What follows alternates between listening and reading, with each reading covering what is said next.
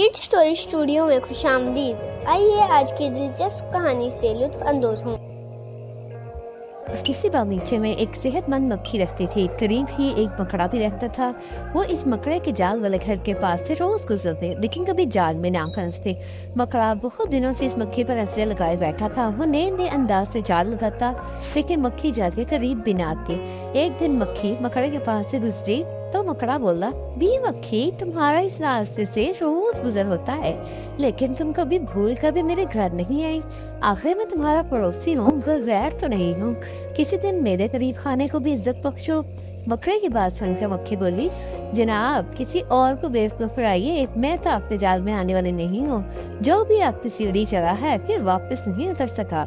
वाह बी मक्खी, मैं तो आपकी खातिरदारी करना चाहता था, वरना मेरा इसमें क्या फायदा। अगर थोड़ी देर मेरे घर में ठहर जाओगे तो इसमें क्या बुरा है।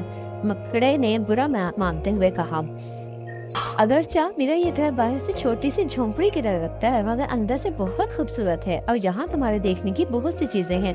दरवाजों पर बारीक बारीक पर्दे हैं, दीवारों पर आईने हैं और मेहमानों के आराम के लिए नरम बिस्तर है। मकड़े ने एक बार फिर कोशिश की, ये सब कुछ ठीक है, लेकिन मैं तुम्हारे घर आऊँ ये उम्मीद न रखना। तुम्हारे नरम बिस्तरों से अल्लाह के बचाए, जो इन पर एक बार सोया फिर कभी न उठ सका। मक्खी ने साफ इनकार करते हुए कहा।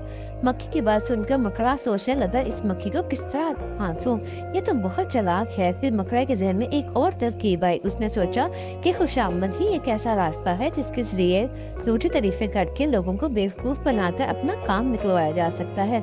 ये सोचकर मकड़े ने मक्खी से कहा, अल्लाह ने आपको बड़ा रुतबा दिया है, जो एक नजर आपको देखे आपका दीवाना हो जाता है। आपकी आंखें हीरो की तरह चमकती हैं और जो आपके सर पे ताज है वो बहुत ही खूबसूरत है। ये आपके चेहरे की कशिश, आपकी चमकदार जिल्द और आपका उड़ते हुए आना, ये सब कितना दिल फरेब है। मक्खी ने जब मकड़े की खुशामद सुनी तो नरम पड़ गई।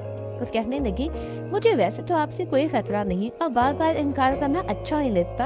आप इतना इसरार कर रहे हैं तो मैं आपका दिल नहीं तोड़ना चाहती। ये कहकर मक्खी अपनी जगह से उड़ी।